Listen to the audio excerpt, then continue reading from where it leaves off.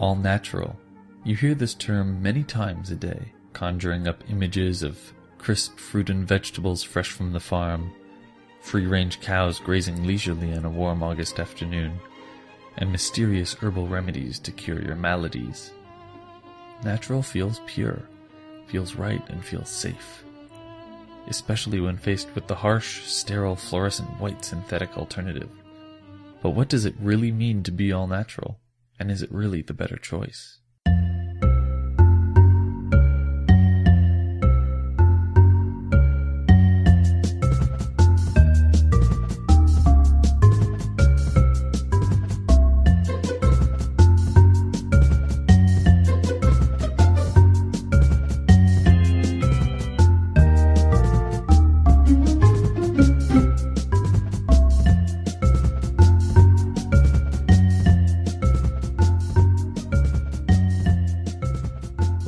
You're listening to the Mind the Gap podcast, bridging the gap between your minds and everything else. I'm Keegan Goodlin. And I'm Mackie Drew. And today we're joined by a guest host, Connor Doherty. Hello. Our show today is called I Can't Believe It's Not Natural. And this show is about the all-natural claims and the all-natural culture. All right. Mackie, do you want to quick explain the topic that we're going to be covering today? All right, so it's kind of an abstract concept, a lot more so than the other stuff we were talking about. The idea is an all-natural claim is something when you claim something is better just because it's natural. You know, okay, this banana is way better because it's from nature, you know, or Mother Nature knows best, that kind of thing. Those are all natural claims. It's a logical fallacy, and it doesn't follow logically, but a lot of people use it as their justification for a lot of choices they make in their lives. So we thought we'd address some of those choices here today.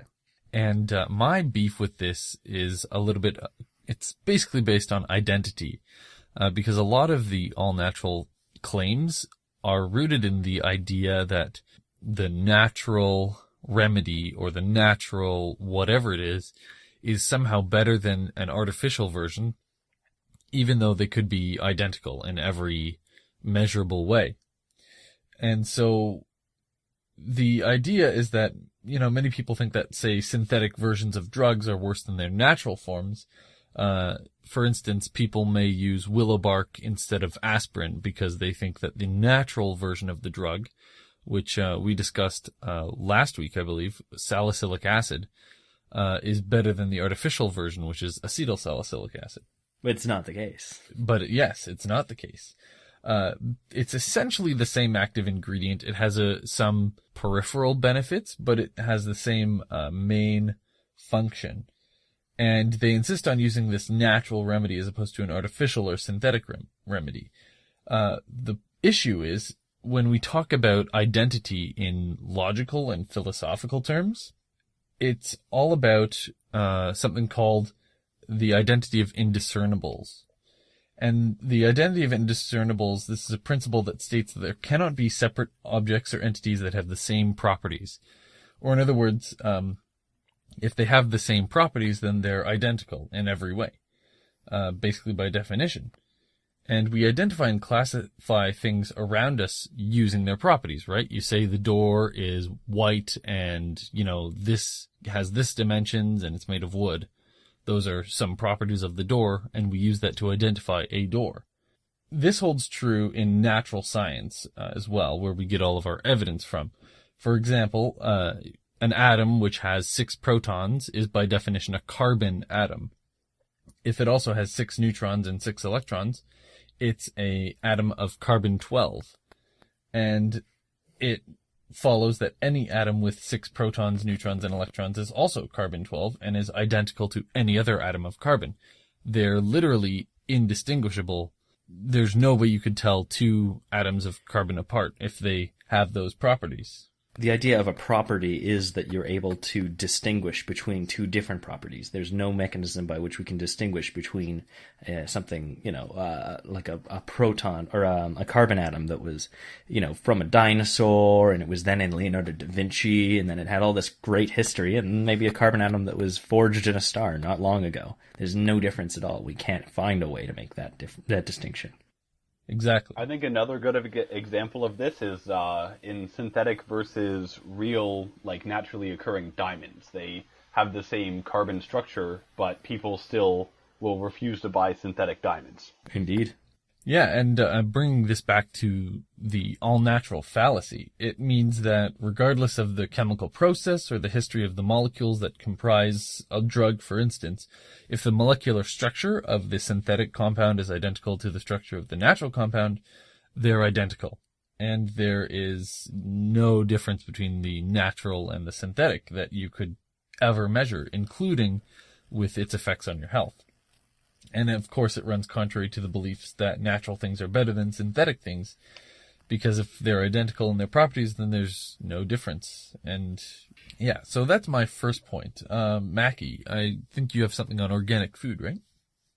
Yeah, this is a topic I've been very passionate about for a while now, and the more I look into it, the more I find that my views tend to be substantiated. You know, I went into it being like, oh, organic food, yeah, that's probably just bunk, you know? Yeah. I thought maybe it had a slight effect in one way or the other. I didn't ever think it was really worth it, to be candid. Just a more expensive version of the same product. Exactly. But, you know, it's a huge thing, right? Like, you hear more and more about it. And in the U.S. alone, it's a $12 billion market. So Wow. I did some heavy research into this. I wasn't able to find good data on the rest of the world, though, organic-wise. Somehow that doesn't surprise me. Yeah, well, the thing is, a lot of what has to do with organic is a very synthetic term. It has to do with certain regulations, and the regulations for organic are almost purely American. The USDA is in charge of confirming whether something's organic or not. So what it really means is very, very odd distinction. It means you can't use some fertilizers. It's it's not even all synthetic fertilizers. It's some synthetic fertilizers you're not allowed to use. So you actually have a huge list of fertilizers that are synthetic, and they've never touched a plant, and then suddenly they're allowed, even though because you can't get along without them, for instance. Huh. You know, they're not just adding fertilizer or these or not fertilizer, rather pesticides. Sorry, but they're not adding pesticides for fun. They're just putting them on there because they're needed, right? Yeah, they they're need serving them a for the purpose. crop. Yeah, so they can still be organic and have synthetic pesticides. But usually it's a matter of having an organic pesticide, which we'll talk about later, but really don't have any benefits. So they're usually plant-derived, though.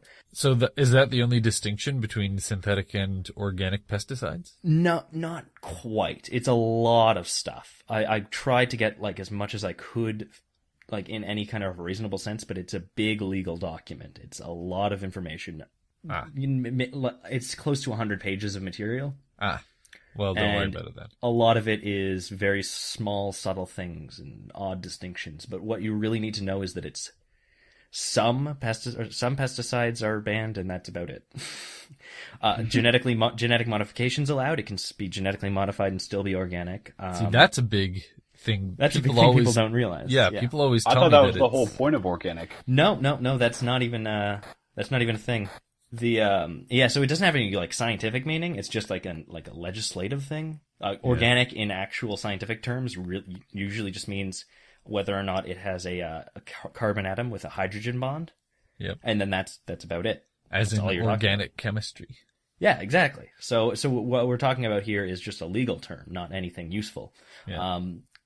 What I want to talk about too is why people want it. We talked about this a little earlier, but I think obviously people think it's healthier, and I think they assume just because it's from plants it must be better. But why do you guys think people want it? I think people have an aversion to the frankenfood type thing.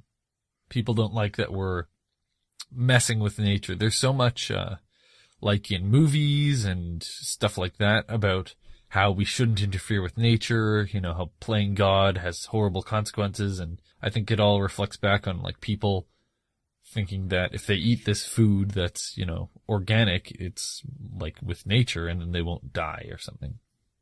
Yeah, okay, that's fair. Connor, what do you think? I think I agree with Keegan, and there's probably a lot of reasons why people are doing this. I think some of it may be that people feel that they want to help the environment, and if they're not using dangerous synthetic pesticides, they're going to be helping the environment in a time where we need it most with global warming and whatnot. True enough. I also think that I actually heard this argument from a professor of mine. She said that it's a big question of we don't know the effects. Like, her big thing was like, oh, you don't know. Like, you can do all the studies you want, but you don't know if it's safe. But we know that natural is safe because it's natural, was her explanation. And so we've been eating it for thousands of years. Yeah, it must be exactly. All right, but yeah, so I think it does have a lot to do with what you guys said. The like us, people just assuming because it's natural, it's better, and people assuming because it's better for the environment, or maybe that they want to just make their lives a little bit less fast-paced and technology-ridden. You know what I mean? Yeah. It's like a hippie slow down thing. Yeah, I want to go back to a simpler time. But really, we do have the science to support it, like you said. Well, like, we don't. Science never really proves anything, but the best evidence we do have suggests that we don't have any problems health-wise for organic or for non-organic food. Mm-hmm. In September 2012, a Stanford University study published in the Annals of Internal Medicine performed a meta-analysis on 237 studies, and they concluded that that fruits and vegetables that met the criteria for organic were no healthier or nutritious than non-organic food, including they're no more likely to be contaminated by E. coli or Salmonella. One of the people leading the projects was Dr. Dina Bravata, and she says, when we began this project, we thought that there would be likely some findings that would support the superiority of organics over conventional food, but they didn't. So they went into it with a preconceived notion that they would find like a better effect, and they came out with it realizing, that there wasn't any benefits. That's always fun. Yeah, that's always something I look for in a study or any meta-analysis, because you come to when they have a bias in the opposite direction, it's almost stronger for the other case, Yeah. Mm-hmm. And I think that really is the study to look at right now when you're talking about this kind of information. Yeah. Environmentally, there's a lot of things we don't understand about the long-term effects of pesticides on the environment, be them organic or conventional. And we found in the past that some synthetic pesticides have had some negative effects on the environment, and they've almost certainly quickly been banned. Yep. And we do continue to do that if we find problems with them.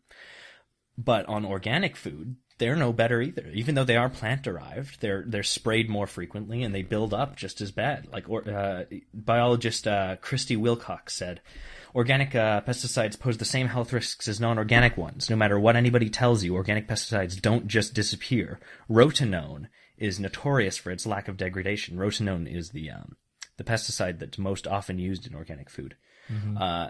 The copper sticks around for a long, long time. Studies have shown that copper sulfate, pyrethrins, and rotenone can be detected on plants after harvest. For copper sulfate and rotenone, those levels exceeded safe limits. One study found such significant rotenone residues in olives and olive oil warranted serious doubts about the safety and health of oils extracted from fruits treated with rotenone. So you have the same sort of situations you'd have with conventional pesticides. And again, it's not for fun. It's because they need to. They'd rather save the cost. Yeah. It costs a lot of money to spray. Every time you spray, it costs more money. And every time you have to buy the chemicals and the time of the people to spray it. Yep. The service. Exactly. And it would be quicker to not rinse them either after the fact. So I don't know what people think is the goal of these pesticides. They just think that it's more well regulated, perhaps. Yeah, I think so. Yeah, the rotenone is also known to cause Parkinson's disease. It's very closely associated, not necessarily cause, but bring out quickly. Huh. And it's very, very tight correlation with that. When we're talking about deaths associated with pesticides, you run into the similar issues. Over 1 million people die per year because of direct exposure to pesticides.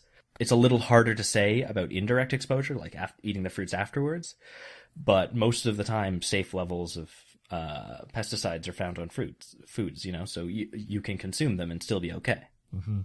So basically, 75% of the pesticide deaths come from suicide. So you can't really even count those because it's like, you're dying, Yeah. right? The remaining 25% of the deaths are from, accidents. They sprayed themselves in the face with a pesticide. They got the deadly exposure to the effects of these poisons. So that only accounts for the 250,000 people, but that's still a lot. And 2/3 of those deaths actually come from organic pesticides. So you're looking at a larger portion of deaths from pesticides. And not only that, but only 2% of the world's crops are grown with organic pesticides. So the number's more proportional. Yeah, that's right. These numbers are only proportion if you consider 50 and 50. But no, it's way more deaths from organic pesticides. Yep. Probably because you have to spray so much more often.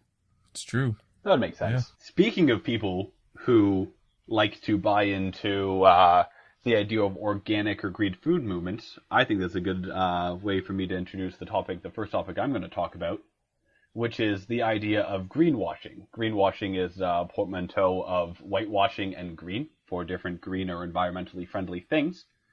And greenwashing is a form of spin in which green PR or green marketing is deceptively used to promote the perception that an organization's products, aims, and/or policies are environmentally friendly.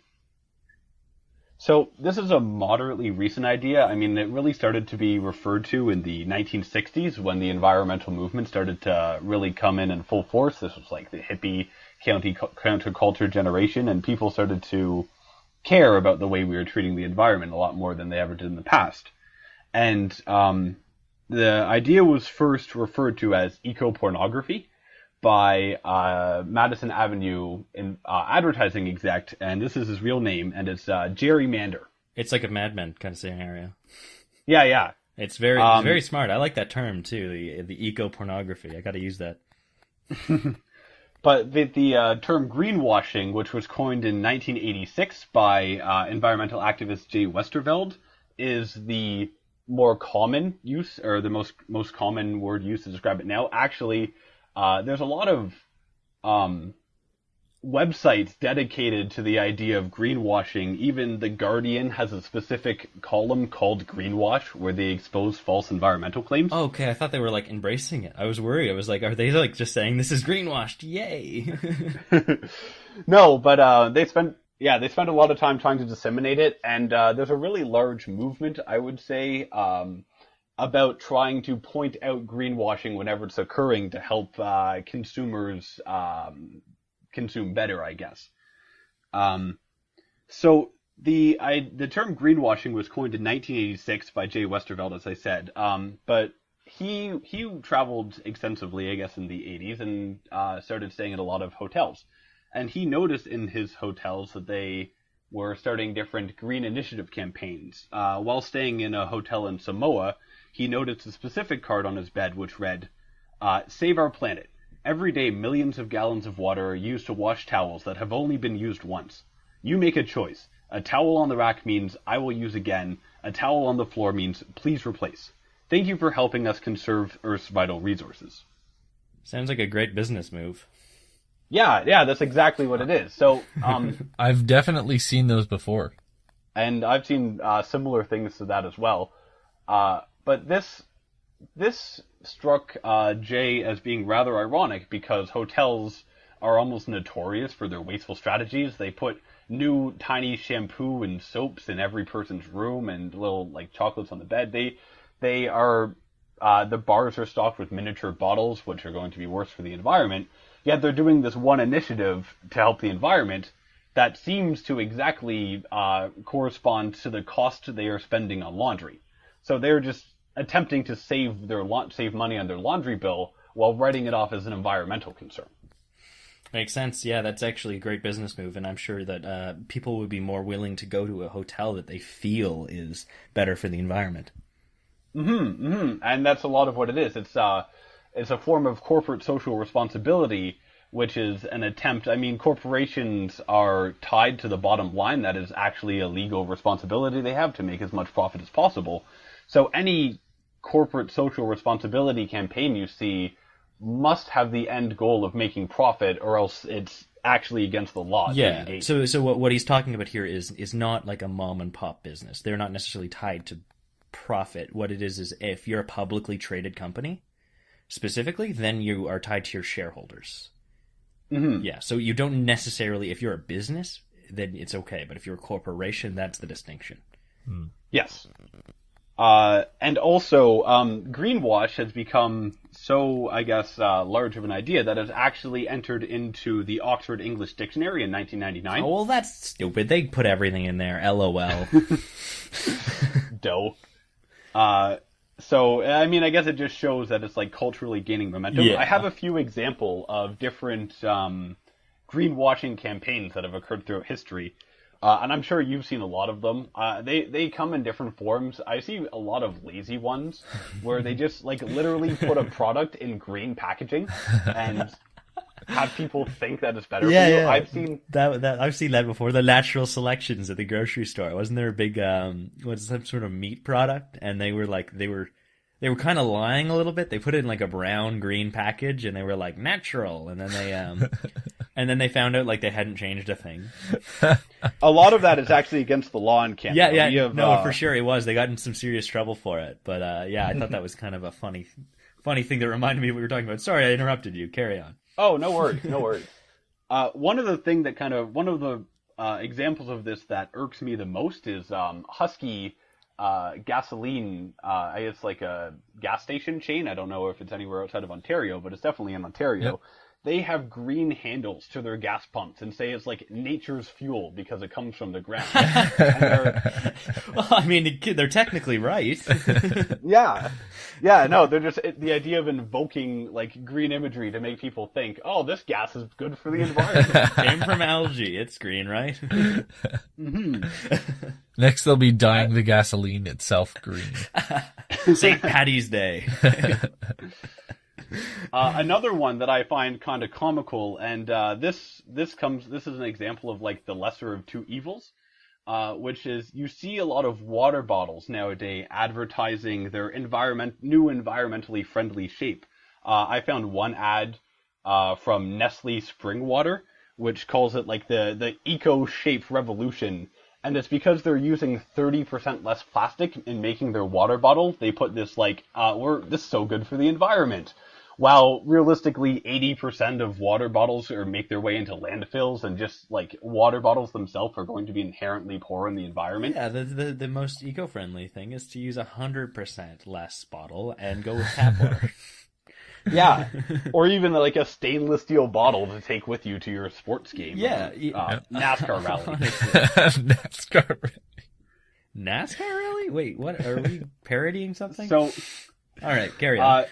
So another form. This one I find also quite comical because it's just the complete lack of any actual environmental effort. But in 2009, a European McDonald's changed the color scheme of their logos. Normally you see them with the yellow M on the red backdrop. They changed it to a forest green backdrop. And they did this. The explanation was to clarify the responsibility for the preservation of natural resources. None of their actual policies changed. They just now use a green logo. That sounds perfect. That sounds shocking. Paint's cheap. Yeah. Another one, which is this kind of represents a different trend, which you can see in different ways. But I'm not sure if you've seen this, but there's a labeling effort called the CFI Certified Partner. It's the label for the Sustainable Forestry Initiative. SFI. Yeah. Yeah. Is it? What did I must have made a mistake. Yes. Did I say CFI? You did. It's not the Center for Inquiry. No. If only. Okay. Yeah, SFI, Sustainable Forestry Initiative, which is a label. It's a nice little evergreen tree that you can put on your wood and paper products to show your support of the environment and sustainable forestry.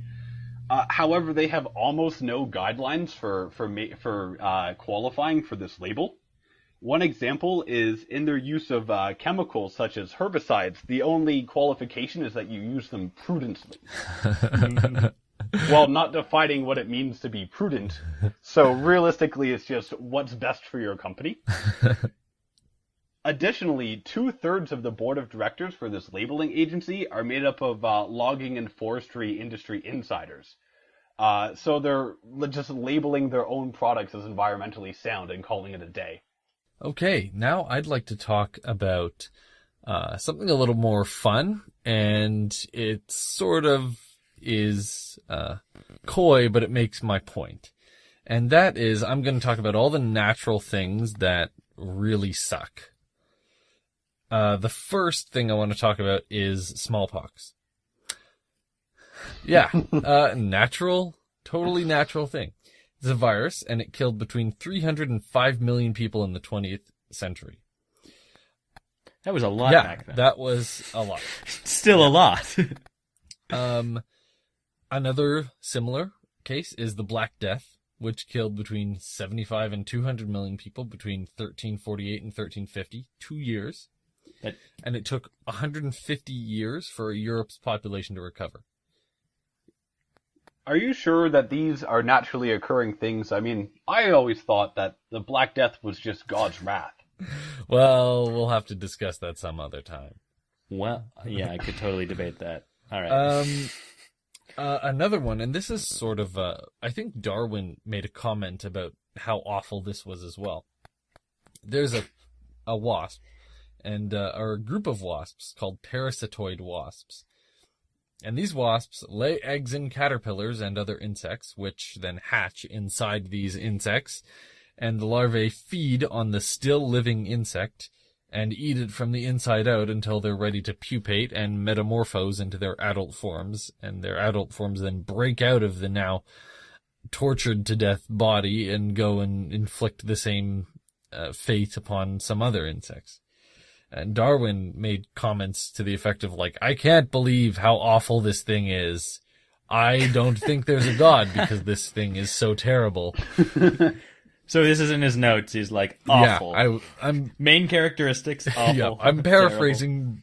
Worst living thing. And totally natural. Awful stuff. Totally natural. There's also something that's a little more interesting. And I think, it's, the zoo controversy. And this is, my dad and I often argue about this. He says that zoos are a terrible place. And it's a good way to compare natural life to artificial life, to look at animals in and out of captivity, and compare, how they live. So naturally, i.e. in the wild, death of old age is extremely rare, maybe non-existent. The major causes of death in the wild are starvation, conflicts with others of the same species, like fights over a mate or over grounds. You also get predation, obviously, is a major one, and disease. Or accidents in the case of mountain Yes, goats. that too. Animals in zoos, on the other hand, are well fed, protected, and given medicine to fight disease. Just think about an animal in the wild. Most of them die by getting their throats ripped out by a predator. So not good. Natural way is not always the best way. Well, could you even say in this instance that either way is necessarily better or worse than the other? I mean, you're just like... It depends on the criteria. All right. If you're kind of just attributing value to a longer life, and I'm sure there's even an argument. Not necessarily say, like, longer animal... life, but less painful, less hardship. I think that's fairly universally considered better. Well, what about that versus the idea of a life well lived? Show me evidence that animals have a concept of a life well lived. Oh, I would. I'm not saying that specifically. I'm just saying like this is a possible argument against it. I agree. I think it's a possible argument, but I agree with you. I don't think this is necessarily the case. I think this is a good thing to talk about, but maybe not the best support for this sort of thing. I mean, like I know many, like PETA's official position on domesticated dogs and cats is that they want them all to be dead. Which is why would they want that? Because they don't think that animals should be kept in captivity for any reason, even if they're happier, and they don't think they could survive in the wild.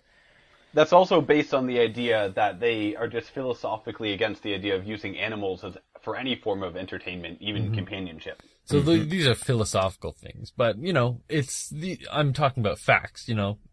Animals in the wild usually die of starvation or conflicts or predation or disease, whereas Animals Yes, in okay, zoos so don't. animals in So, the- I mean, I would consider the zoo life a better life, but, you can make your own decisions on that.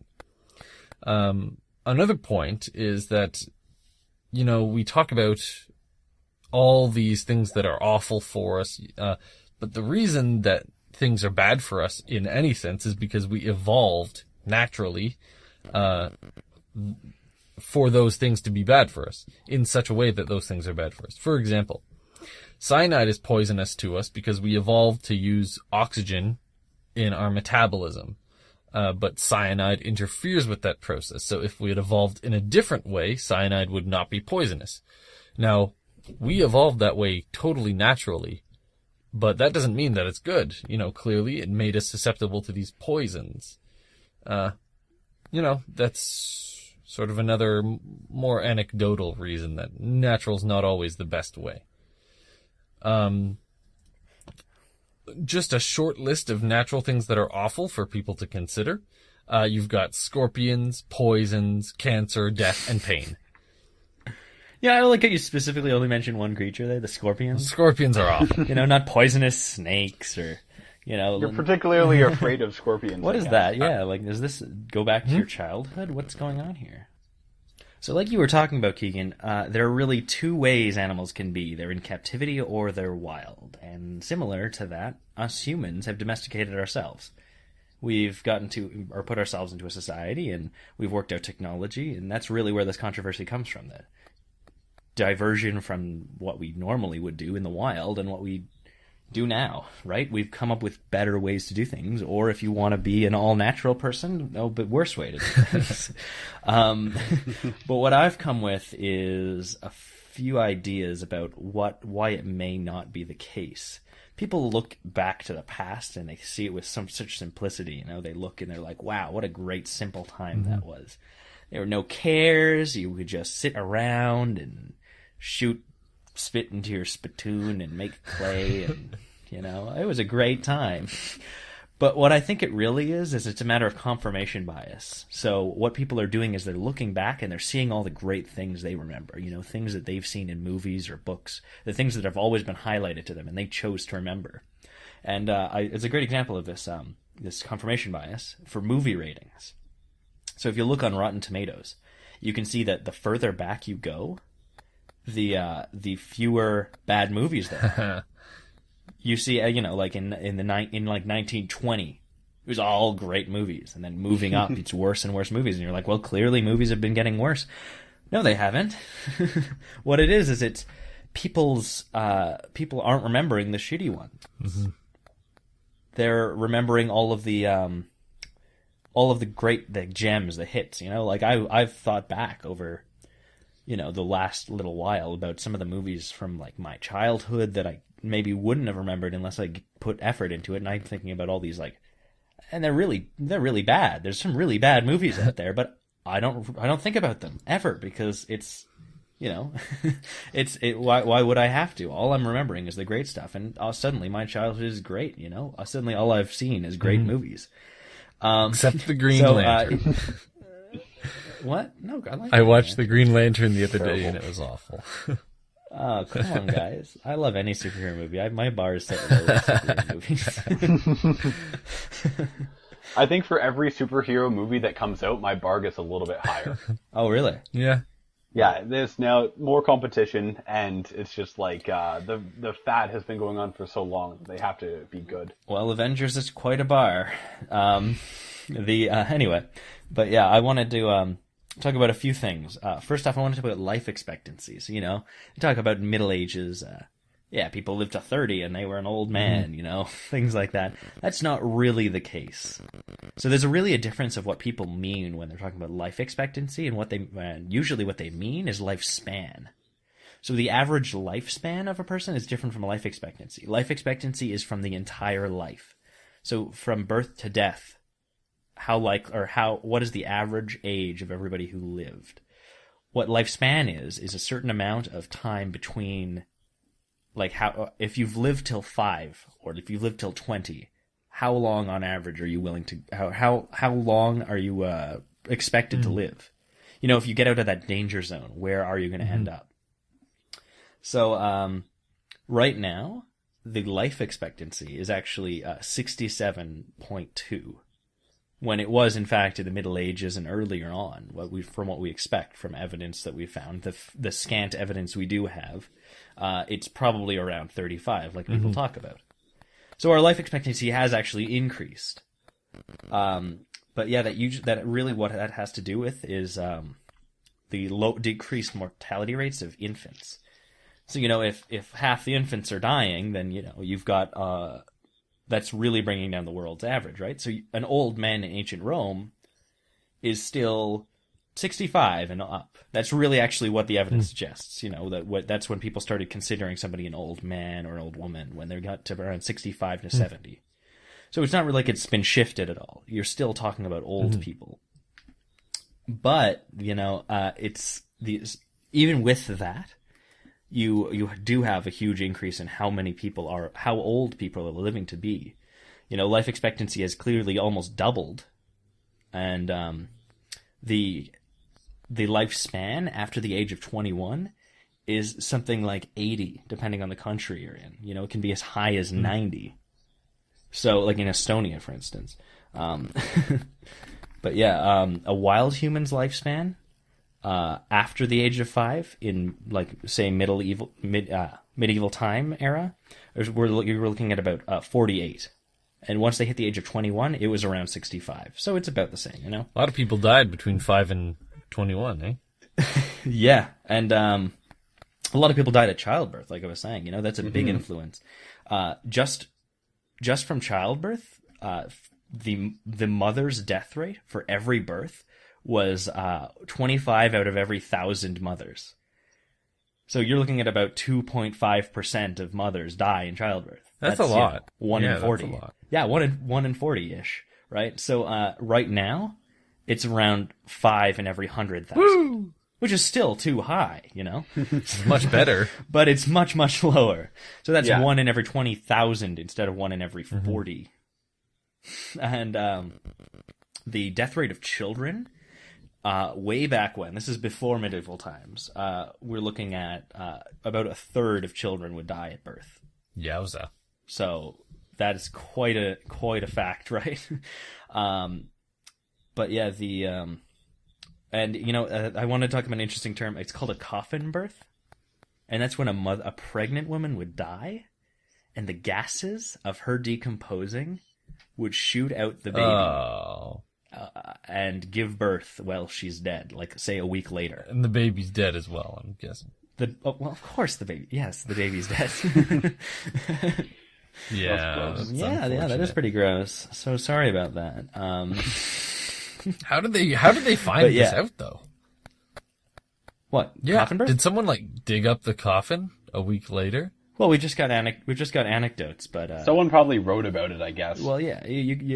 Again, we don't have very good evidence for any of these numbers, but we have anecdotes and an expectation of doctors' notes about how many of their patients. No, I'm talking about the coffin birth thing.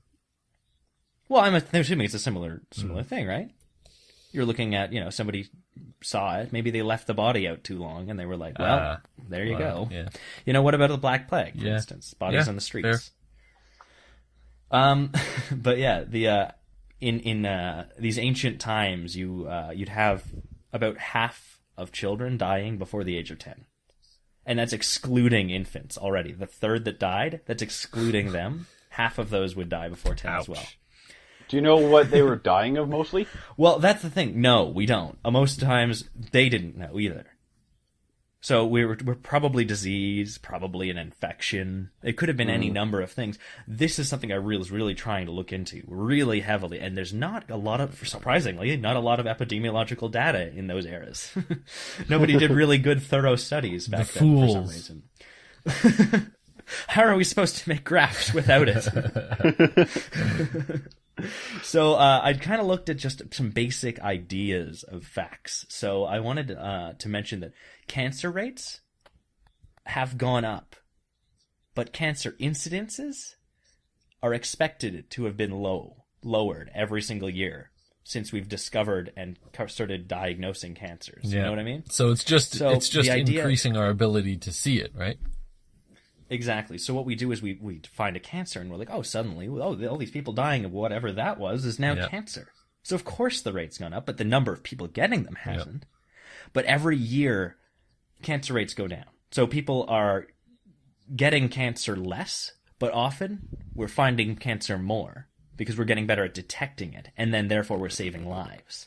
Could it also be that as people are living longer, they have more time to get cancer and then die from it? Certainly, that's died younger. Certainly, that's the case. Yeah, but even still, you're looking at less incidence, even with that taken into account. So I mean, you can look at this either way, right? Do you care that more people are getting sick, or maybe do you care that people are they prefer to die or whatnot? You know what I mean? Thanks, sunscreen. It reminds me of a funny fact I heard about when they came out with helmets for soldiers. In World War I, they started making soldiers wear helmets. And initially everybody was excited, but then everybody got really upset with it. And I was like, why is that? And it's because people started getting more head injuries. A lot more head injuries. Because they weren't dying of their head trauma. Before, you'd get shot in the head and you're dead. And that's not a head injury. You're dead. And now you're getting shot in the head and you get a concussion. And oh no, more head injuries. It's the same sort of situation. Anyway, yeah. So clearly, the wild humans, we're not doing very well. You can just see by the number of deaths of their infants. Yeah. Okay. So you guys want to go to the game section now? I would love to.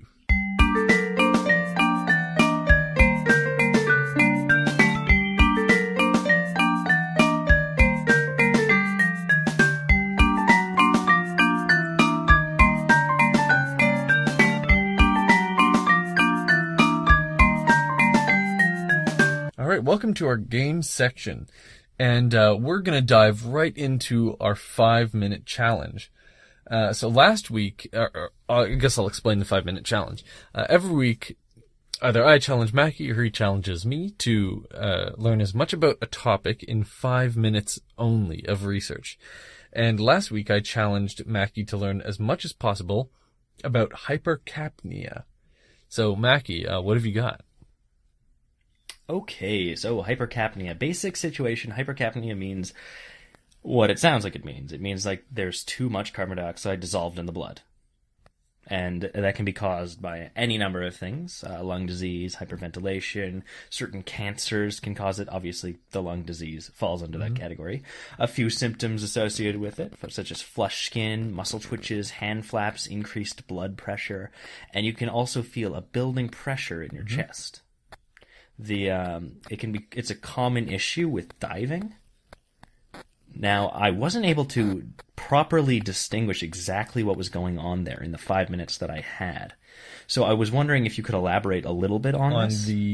Which? What the problems are with diving. Do you know about that? Did you not cover that in your notes? It wasn't a focus of mine. So Okay. Well, tell me what you've got. So one thing you missed, also known as hypercarbia. Not terribly important, but I focused on some of the medical stuff. So, of course, it normally when you've got too much carbon dioxide in your blood, it triggers a reflex to increase your breathing and wake you up if you're asleep, because you can remedy this just by breathing normally. The buildup of carbon dioxide in your blood is easily eradicated by breathing more and exhaling all that carbon dioxide.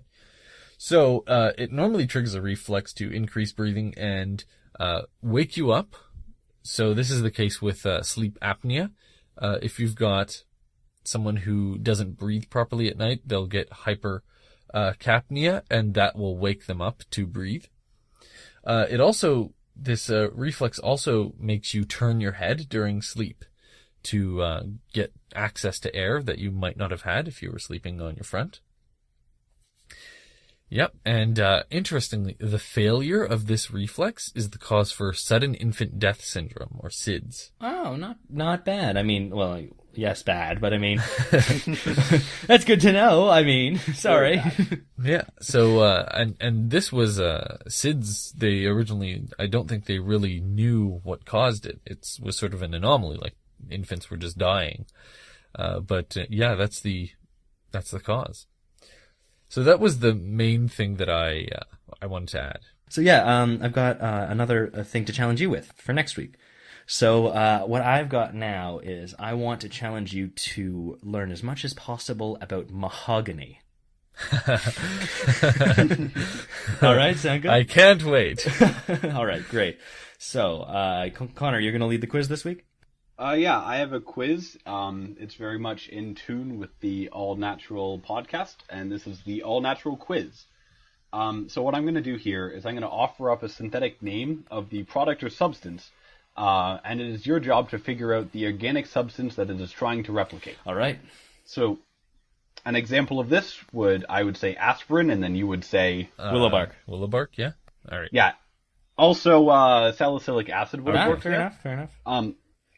However, unlike the identity thing that you were mentioning earlier, Keegan, these do not have to be the same chemical structure or anything like that. It's just more the idea of trying to replicate something natural.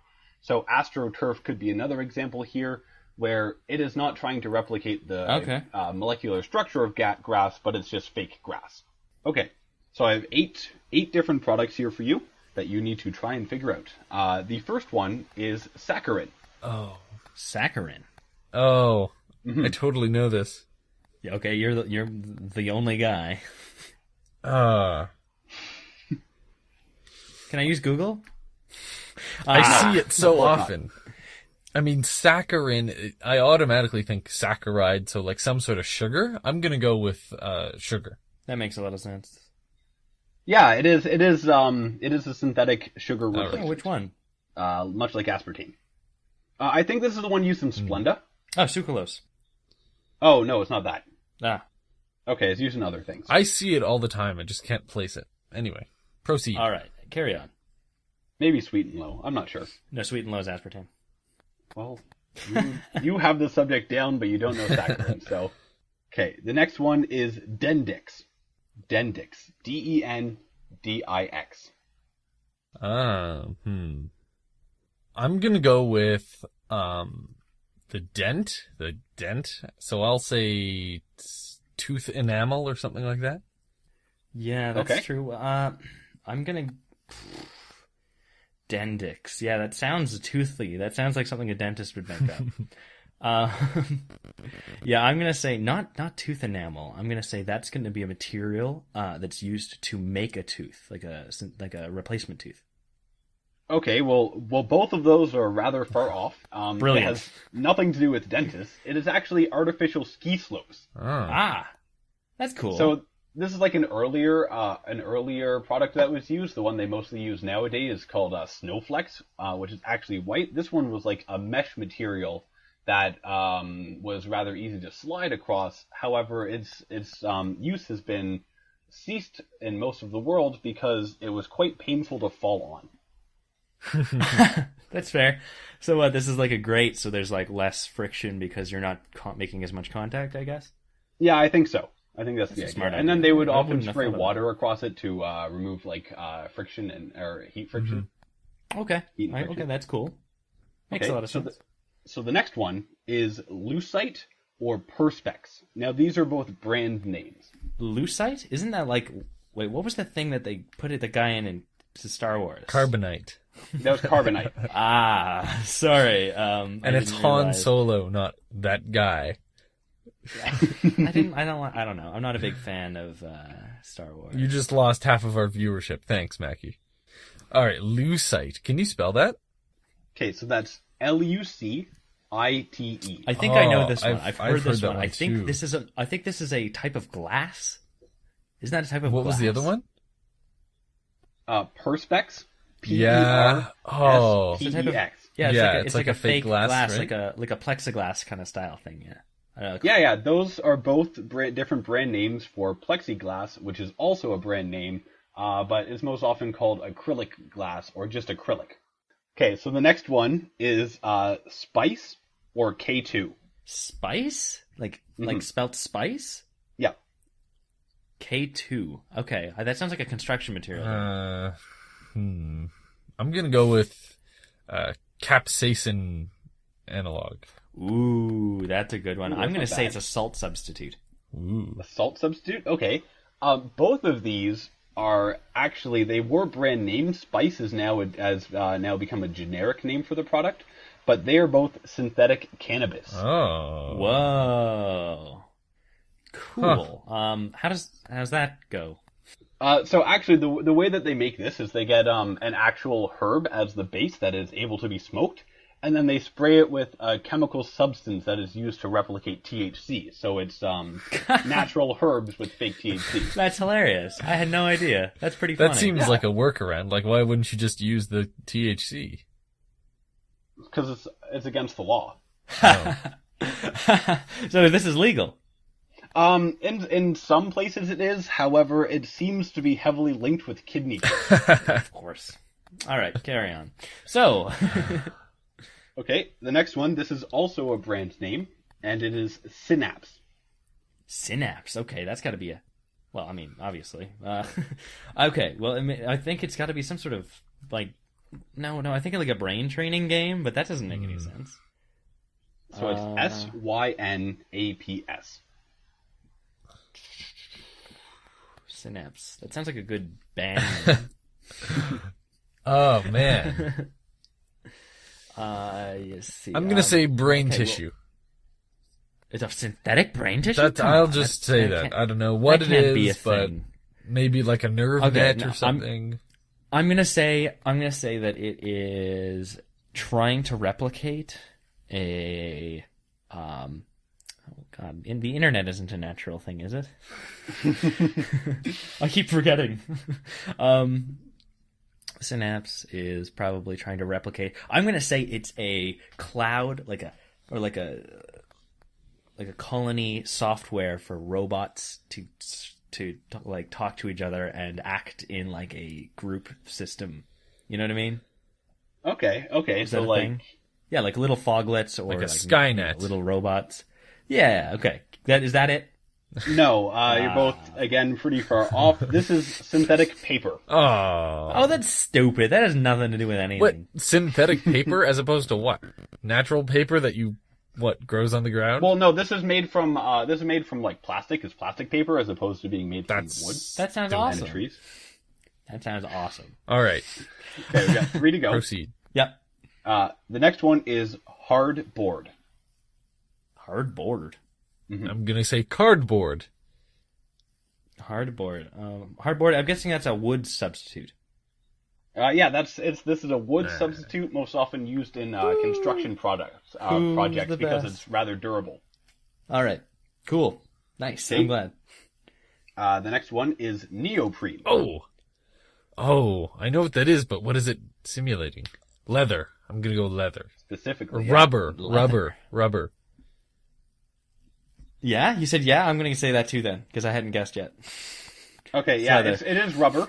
I was saying yes to you having to know what it specifically is. Okay. But it is rubber, neoprene. Yes. Okay, and the last one. This is actually quite a popular term. I'm not sure if you guys have heard of it, but it's naga hide. Naga hide. Okay, that's replicating snake skin. Or alligator skin. No, one of the two. I'm going to go snake, because naga. Wait.